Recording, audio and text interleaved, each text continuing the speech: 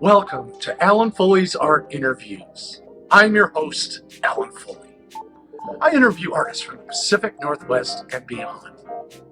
Join me as we unlock the magic and mystery of these amazing artists. I'm interested in the techniques, process, tools, and approaches these artists use to make masterworks.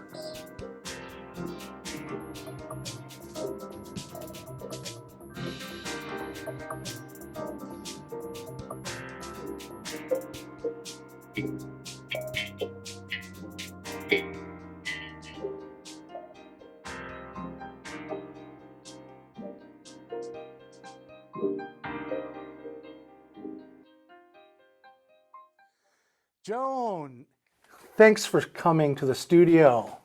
You're welcome. Great to be here. Thanks for inviting me.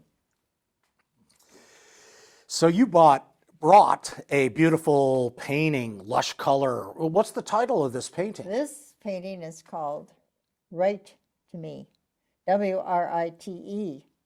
Write to me the way we used to say at the end of letters. Write to me soon, write soon, wish you were here. And don't seem to be doing as much anymore. And with my collage material, which comes from, I think, a background of love of script and knots, K-N-O-Ts, and mazes, I've included the idea of a letter inside this painting so that it sort of sends the message to the viewer that I would like to have a kind of conversation in writing with the person who looks at this painting. And I think it gives forth my idea that it would be nice if we could go back to writing letters to one another rather than just visual communication, to include actual writing so that our character can be seen through the marks that we make. So that's where it comes from. And also my love of primary colors. I was talking a little bit about earlier about my acquaintance with primary colors from the experience at Whitehorse Beach in Massachusetts, where I grew up, and the reds, the yellows, and the blues, the combination of how those primary colors make all of the other colors, and the influence that that has had on my work and my ability to make color move and be kinetic. Well, you certainly do. This is so dramatic and lush and yet sensitive. Oh, thank you. You know, it is a combination of many different things, so that the layering of it, I think, brings out details that might not be seen if there weren't layers covering it. It's kind of an anomaly that you see what was hidden. And those are those details that are kind of intimate and newly discovered. So each layer, I have first layer is linen, which is a piece of loose linen, and then acrylic oil stick, hand-cut paper around the drawings that I've made, and the drawings have been collaged onto the top of the canvas, but then also pushed back with more oil stick and oil paint too, so that there's this push to discover, kind of like, come on, let's see what else is between the lines. And it seems like you have a very powerful graphic sensibility, but then your field is so beautiful and evocative. How do you come up with this type of approach?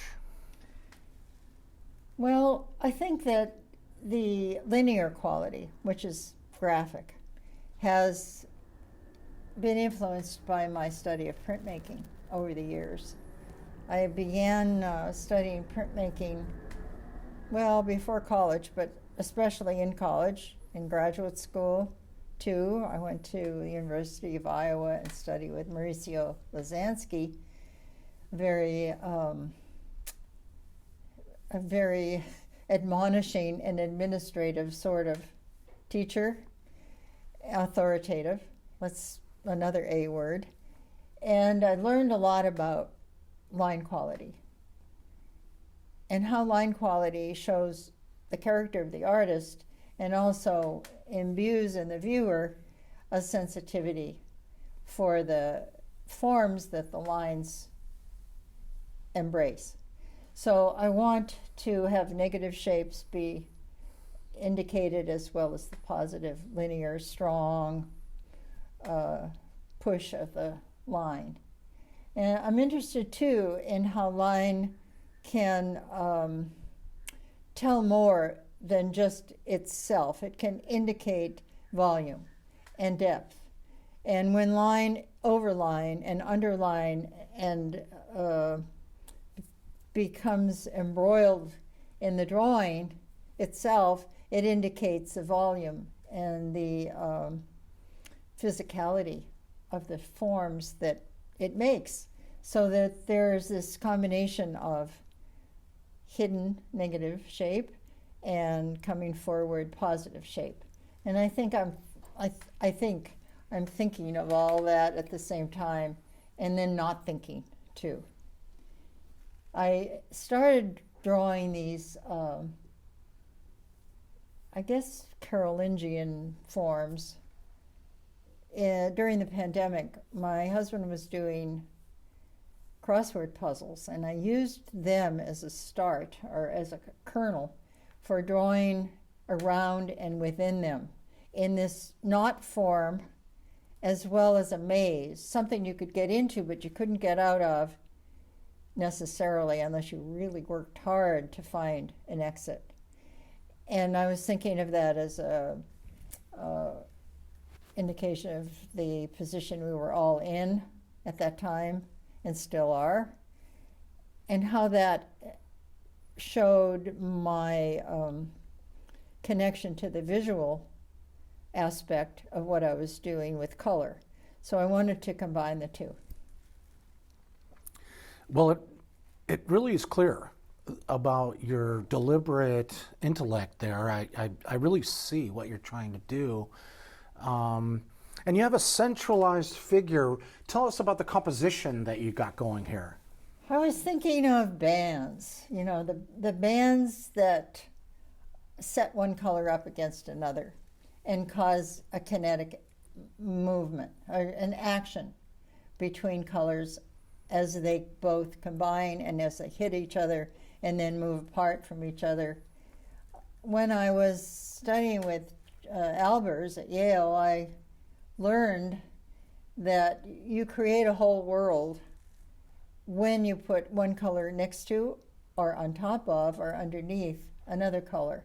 And to gauge what colors you're going to use is what the artistic lesson that you learn and that stays with you makes the product that you want to make. Maybe it shows what gifts you have of vision and how you can increase that vision with practice of looking at one color next to another color and spending time switching back and forth.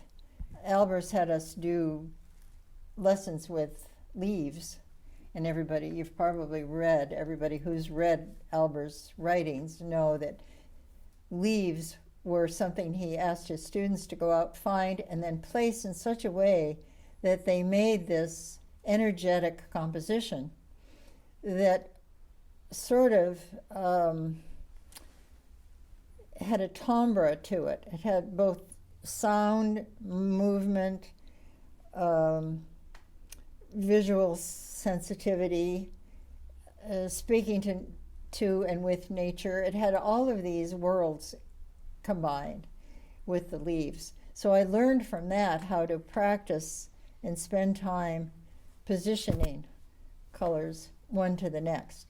And I found that, of course, the primary colors do work together when put in certain places, one the next covering the other and then proceeding in a sort of route that you make up. And the writing that's on top, I want it to have a musicality to it, so that there's this a sound kind of that it makes along with the visual part. So you mentioned Joseph Albers, of course, is a wonderful influence. Are there other folks that you find that an affinity towards, or that you got some energy from? Well, you know, in college I studied with Richard Lukosius, who was really an artist who had emotive color and also in his work a design quality. He had majored in design in graduate school at Yale, but he taught painting in such a way that he encouraged emotion through color. That's before I took the class with Albers, but I think he started his students, me as one of his adoring students, with the experience of color as both emotion and intellect, you mentioned, and philosophy. So you could combine those and make your own discoveries with color. So he was a real big influence on me, his teaching. We didn't have very many women teachers. I did have a woman teacher in college, Marjorie Hansen, and I had a woman teacher at the Boston Museum of Fine Arts, where I took classes after my classes at Girls Latin School in Boston. Art was considered a frill, so if we wanted to have classes in art, we had to get this scholarship at the museum. And during that time, there were women who taught at the museum. And then in college, of course, I did have a woman teaching watercolor and printmaking as well. And in graduate school, Virginia Myers was teaching along with Lasansky. So I could see that women were not particularly present, but when they were very strong. And after I graduated with my MFA from Iowa, I looked for a job teaching, and it took 28 years for me to find a full-time teaching job. Here in the Northwest, women were not hired to teach at the college level. There were a few in high schools, and I did teach in community colleges, high schools, the UW part-time at night for credit drawing class, and in my own studio. But there weren't very many opportunities for women to be hired in college. And I really wanted to teach grown-ups. I love talking with teenagers, people who are 18, 19, 20, just coming to consciousness, it seems like. And I did finally get a full-time tenure-track job at North Seattle College. But I was told at the University of Washington in my interview in 1971 that they would never hire a woman to teach the heroic arts of painting and sculpture. And it took about 35 years for the University of Washington to hire a full-time tenured person in painting, in the heroic art of painting. And we know, all the arts are heroic. To say painting and sculpture are the heroic arts kind of is a joke, because all arts combine to make our art. But that's what I was told. So a little bit discouraging over the years, but teaching has been a great, humane job to have while I worked in the studio full-time all these years. 55. I came to the Northwest in 1968, and I just turned 26. And I've been working full-time here, both at teaching jobs worked for the Census Bureau. I waitressed for a long time in the 70s. And been in my studio practically every day. I was in a workshop with Jack Tworkov in 78. I think it was 78 or 9 at Centrum. And I've never forgotten. What he said was to be in your studio every day, no matter what you're doing. You could be reading, you could be thinking, you could be daydreaming. Doesn't matter what you're doing, but show up. And if you show up, and this was kind of the kernel, grace will come down and plop on top of your head, and the muse, whatever, will make herself known. But you got to be there. And it was humorous the way he taught us that, but I've never forgotten it. And I've told all my students that story. That's beautiful. So do you consider yourself a Northwest artist, or do you also embody your origin? I miss New England. I miss the fall in New England. And I miss my family. But I just, coming here, saw the city with that mountain. And, I said, Boston doesn't have a mountain like that. That mountain. And the city, of course, the city's changed hugely, but it's still the city. But the mountain. They have Mount Monadnock in New Hampshire. And it is a beautiful mountain. It has a spiritual presence. But when you come into Seattle and see that mountain and the city, it's, you have to catch your breath. So, yeah, I've been here a long time. And I've been working here perseverantly for a long time. So you mentioned philosophy. Do you espouse a certain angle on that? Do you tell us about your how you look at life, or you look at art? Well, I look at life as half. The cup is half full, the cup is half empty. And I know the dark side. I'm, Viking. My grandparents were Swedish, Irish, and Scottish, so total Viking.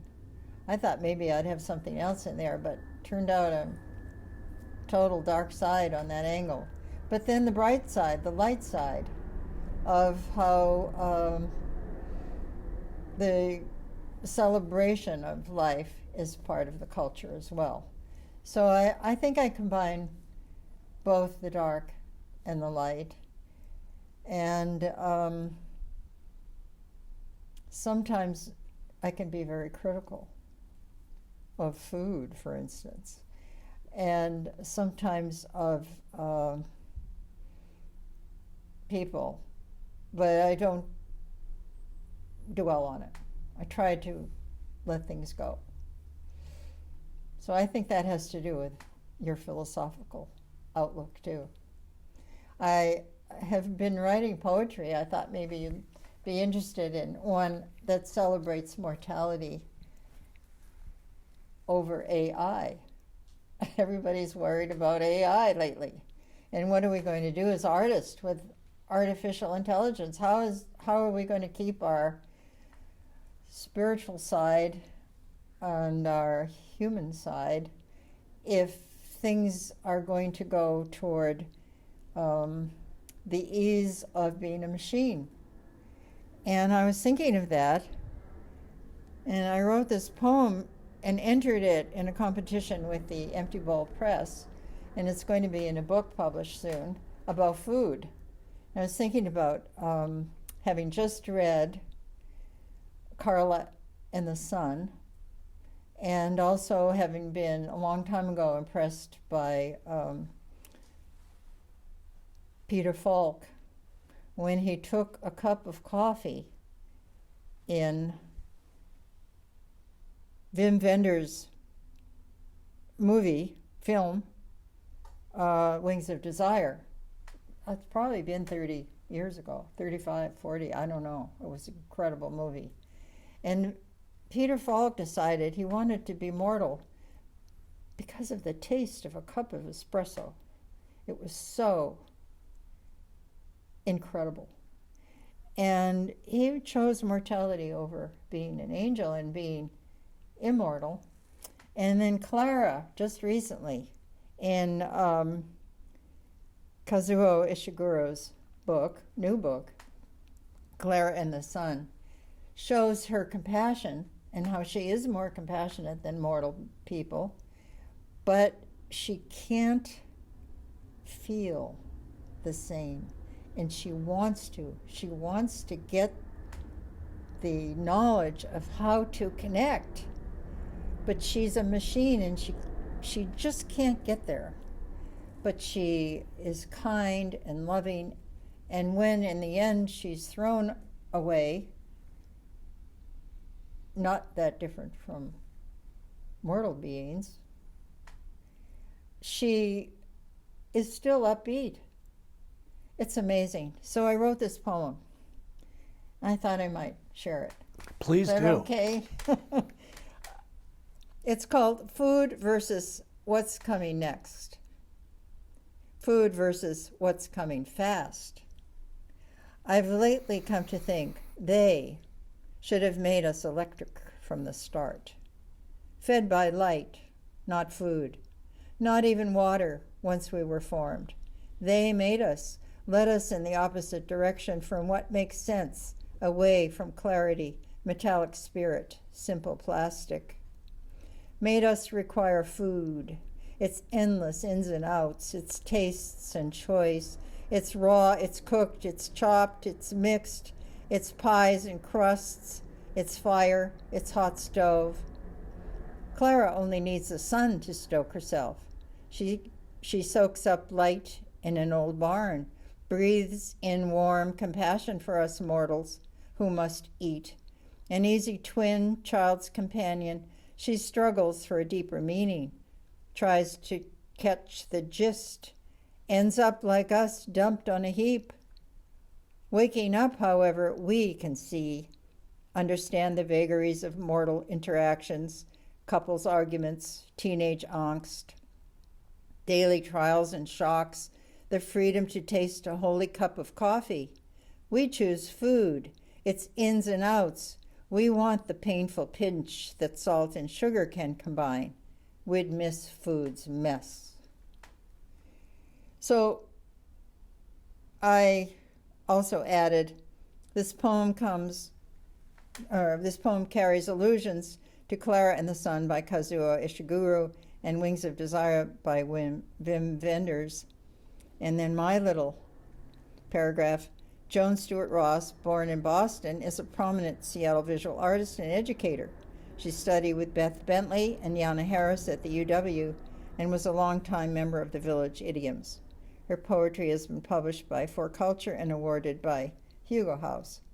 So that's my other little side art form.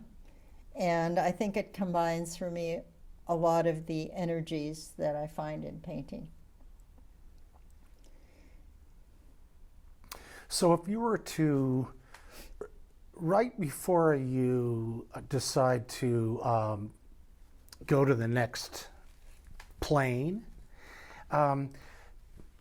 look right into this perspective and tell us like what you would say as your final breath. What would be, if you knew you're going to die tomorrow, what would you tell us? What Well, secrets? first of all, I'm planning to live to be 100 at least. I hope so. Yes. And however, if I were to have to say goodbye, I would just say thank you. Kind of simple.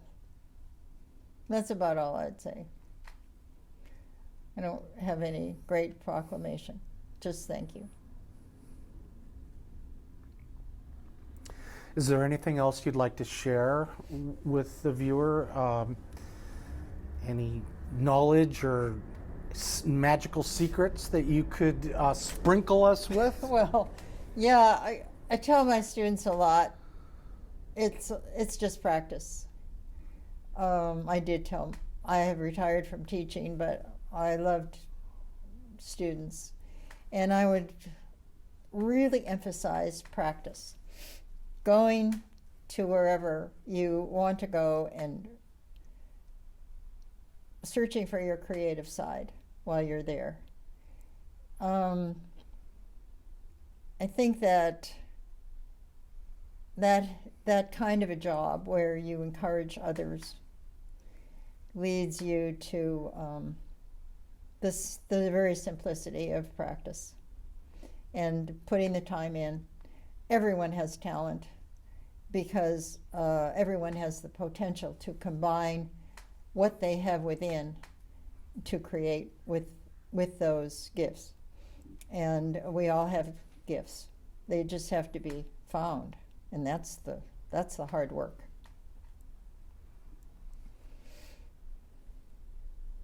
Did I answer your question there? I don't know. Oh yeah, no, it's a lovely approach. I think the methodical practice can uncover the gold in the earth. Yeah, it's just a big job, but we have a vocation. We have avocations too, but we have a vocation, a calling to be artists and to share how we see the world. We are doing it visually, but there are other blends that help us do that. And if we figure out how to combine those blendings, making a whole that's new and that you've invented as the artist, that's sort of what we're digging for, what we're trying to accomplish. Because I think it is a definite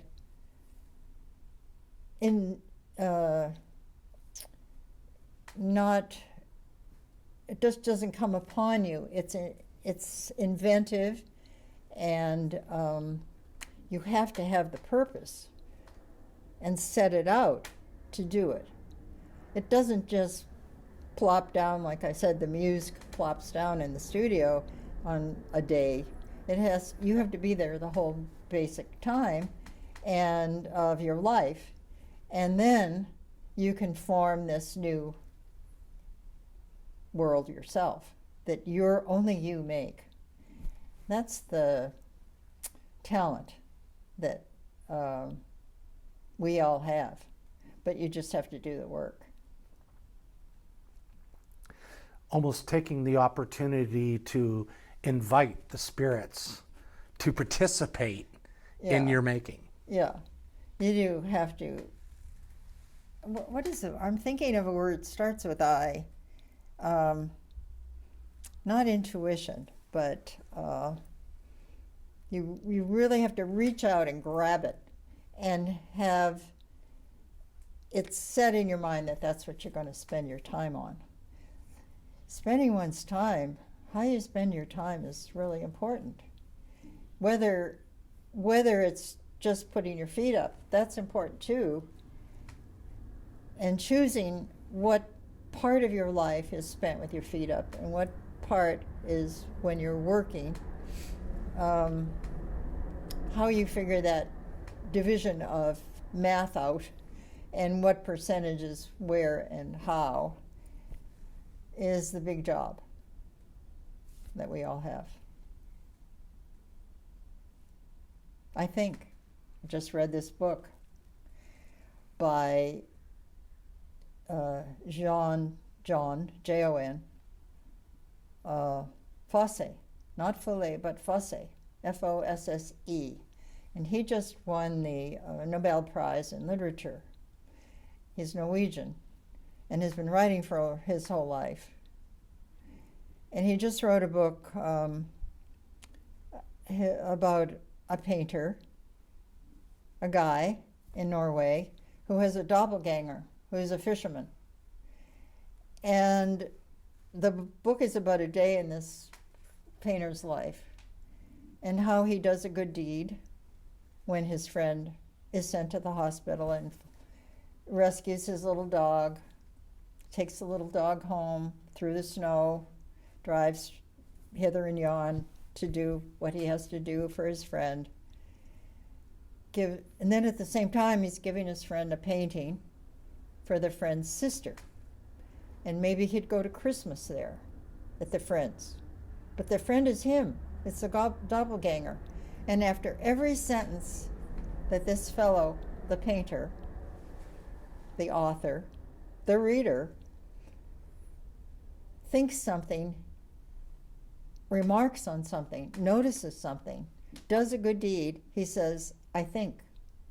And I have noticed that practically everything I say, I follow up with, I think. It's incredible. Think about it. If you say, I think, after stuff, I put the bag of push pins there, I think. It's incredible. So all you can do is, I think, try to search for that way to make a combination of what influences you the most and how to work it into something new and inventive, I think. So what's next for you? Are you looking forward to something, or you really feel in the groove, or what's your where are we in your journey?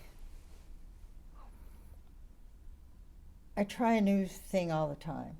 I've been criticized for it, not focusing. But of course, if you're really visual, you know my mark. My mark is unique. But I do have a lot of different interests and focuses in my painting and art making. And I think what is going to happen in my work is that I'm going back to working with oil paint the way I did in graduate school.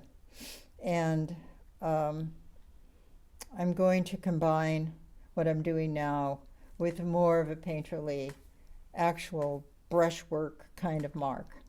And it's about technique, but it's also, I think, about how I'm looking at the world and a little bit broader, trying to let what's captured my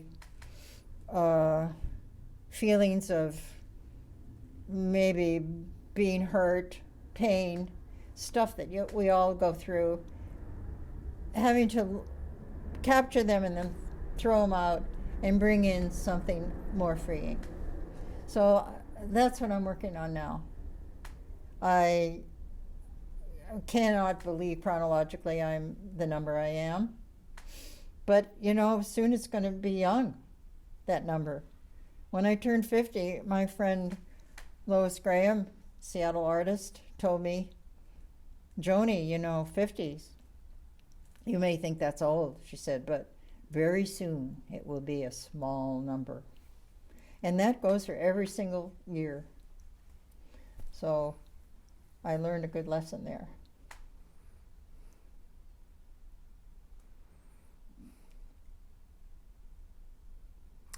Well, I'm grateful to the contribution that you add to this discussion. Thank you for coming. It's been a treat. Thanks for asking me. Welcome to Ballard Works. I'm Joan Stuart Ross. My studio is here at Ballard Works, and I'd like to take you on into it. So come on down the hall. This is our show for the holidays, so I have several of my multi-layered monotypes up here from the 90s, actually. I worked with a great big plate in the 90s, many times through the press, 30 to 50 times, excuse me, through the press. And these pieces were based on the idea of the brain and the parts of the brain in the front that give a person memory and a sense of their own history and the history of their environment. And these are my ideas of the cells of the brain working for the artist in a visual way.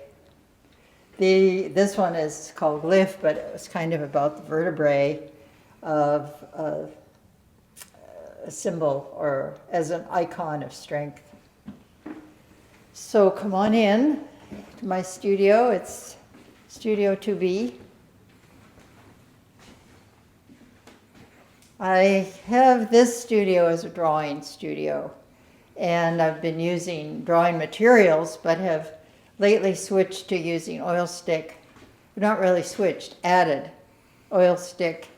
And my drawings of mazes and knots, K-N-O-T-S, started drawing these convoluted shapes really around the time of the pandemic in a serious way, because they seemed to me connected to language. I was using my husband's crosswords as a basis for these drawings, and then I expanded them so that they were, in a way, a maze that one could not escape from, but could enter and figure out a way out, maybe.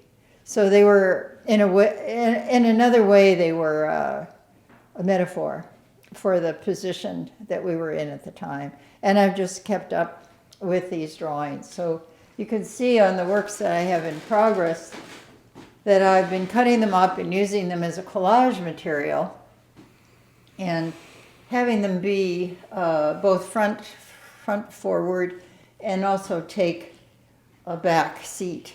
The ones on the wall are a little bit earlier. They were from a series called Brave Space.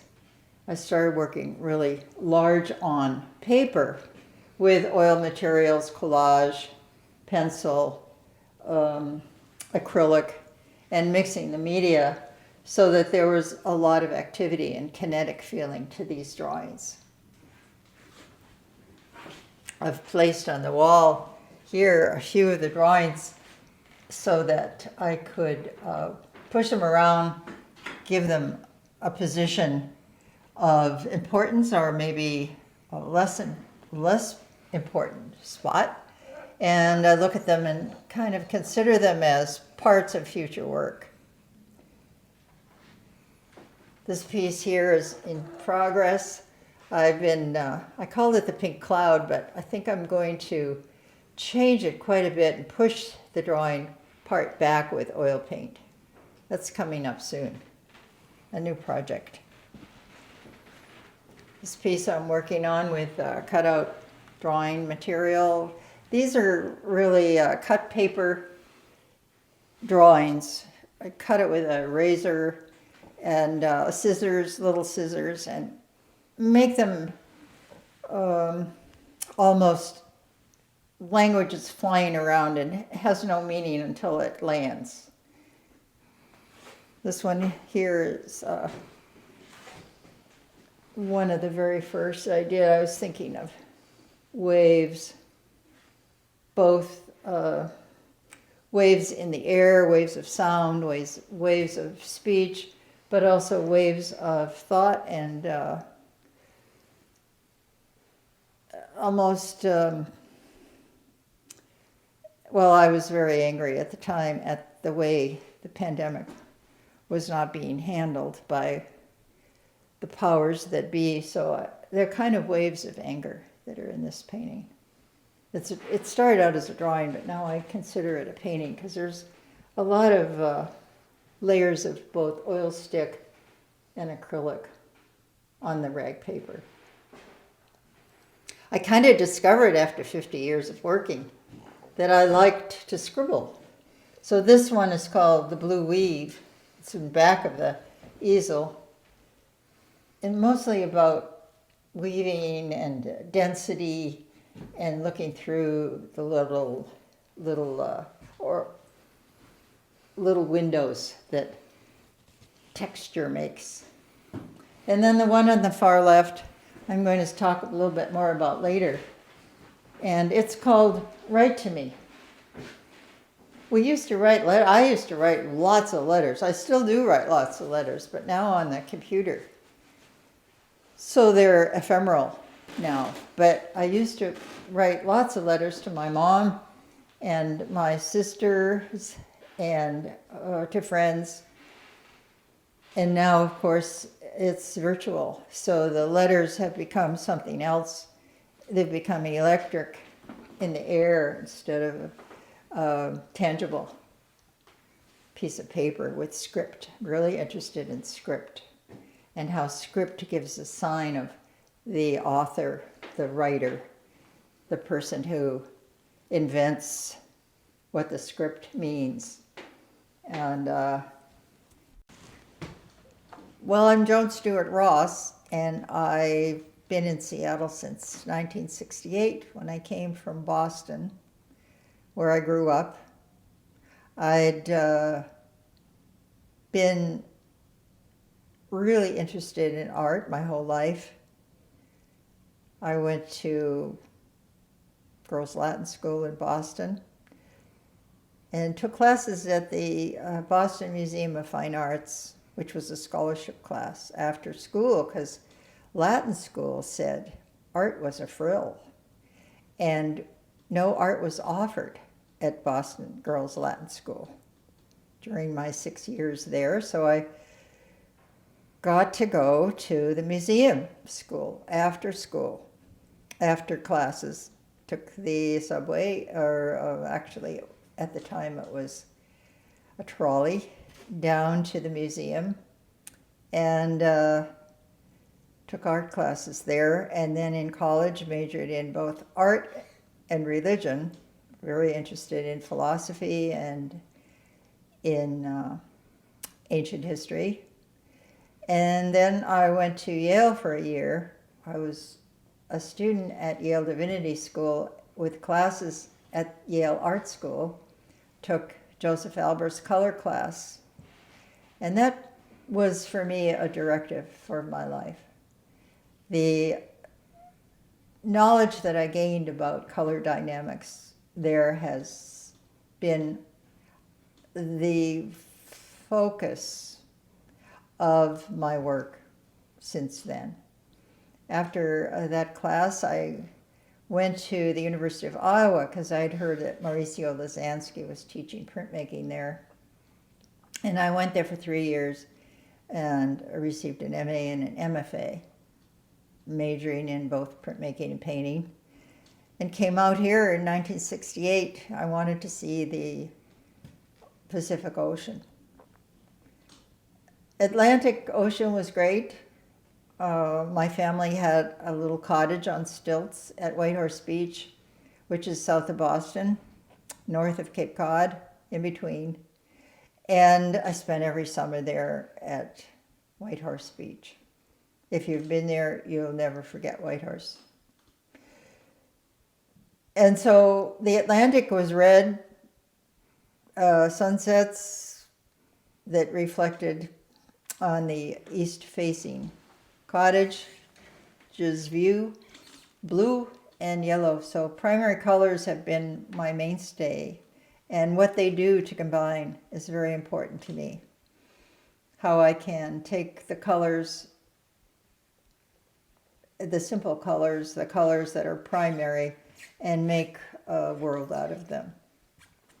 So I moved to Seattle and started teaching here at lots of schools. You name it, I've taught there.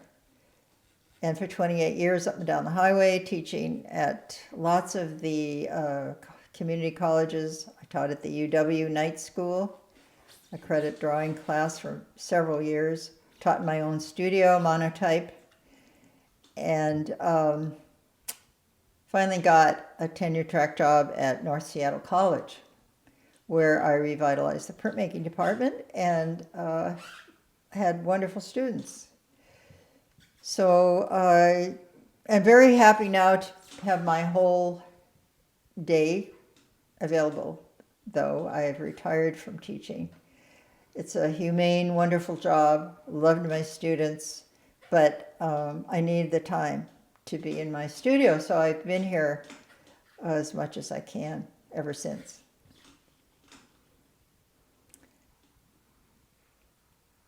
I've done lots of traveling, however, at the same time as I've been combining teaching and studio work, and have been to residencies, a wonderful residency in Rome through NAUSI, the Northwest Institute of Architecture and Urban Studies in Italy, now called Civita Institute.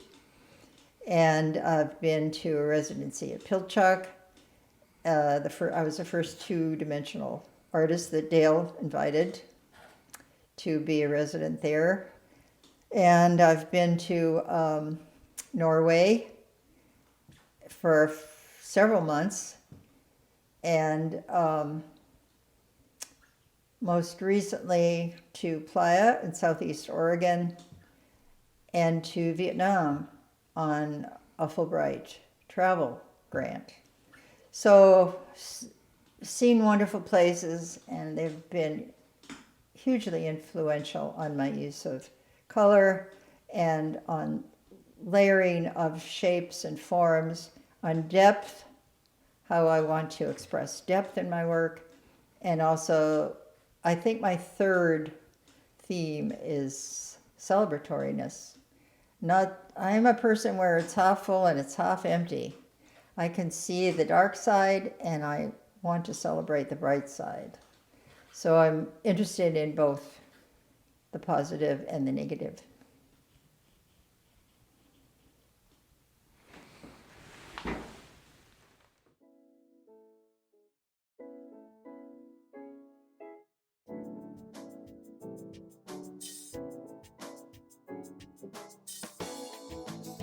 Thanks for watching Alan Fulle's Art Interviews. I hope you learned as much as I did about visual art from the Pacific Northwest and beyond. Please like and subscribe. Stay tuned for more exciting episodes coming soon.